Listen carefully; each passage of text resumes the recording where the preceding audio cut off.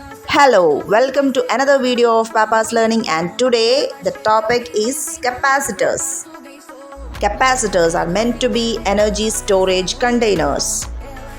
നമ്മുടെ എല്ലാവരുടെയും വീട്ടിൽ വാട്ടർ ടാങ്ക് ഉണ്ട്. വാട്ടർ ടാങ്കിൻ്റെ പർപ്പസ് എന്താണ്? വെള്ളം സ്റ്റോർ ചെയ്യുക, ആവശ്യത്തിന് റിലീസ് ചെയ്യുക. ഏകദേശം സെയിം ഫംഗ്ഷനാണ് കപ്പാസിറ്റർക്കുള്ളത്. കപ്പാസിറ്റർ ഇലക്ട്രിക്കൽ എനർജി സ്റ്റോർ ചെയ്യുന്നു, ആവശ്യമുള്ളപ്പോൾ റിലീസ് ചെയ്യുന്നു. ഒരു കപ്പാസിറ്റർ അൺചാർജ്ഡ് ആയിട്ടുള്ള ഒരു സർക്യൂട്ട് ഡയഗ്രമാണ് നിങ്ങൾക്കിവിടെ കാണാൻ പറ്റുന്നത്.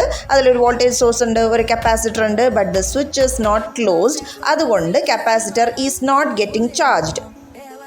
ഒരു കപ്പാസിറ്റർ ചാർജിങ് സർക്യൂട്ടാണ് നിങ്ങൾക്കിപ്പോൾ കാണാൻ പറ്റുന്നത്.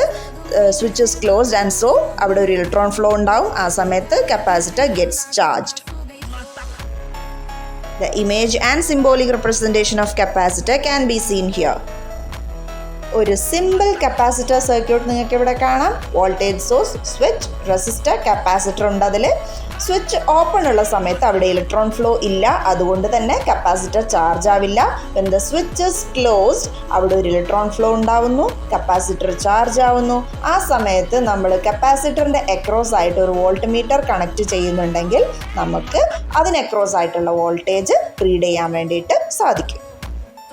That's all for this video. See you in another video, and for the time being, please like, share and subscribe to Papa's Learning. Have a nice time. Bye.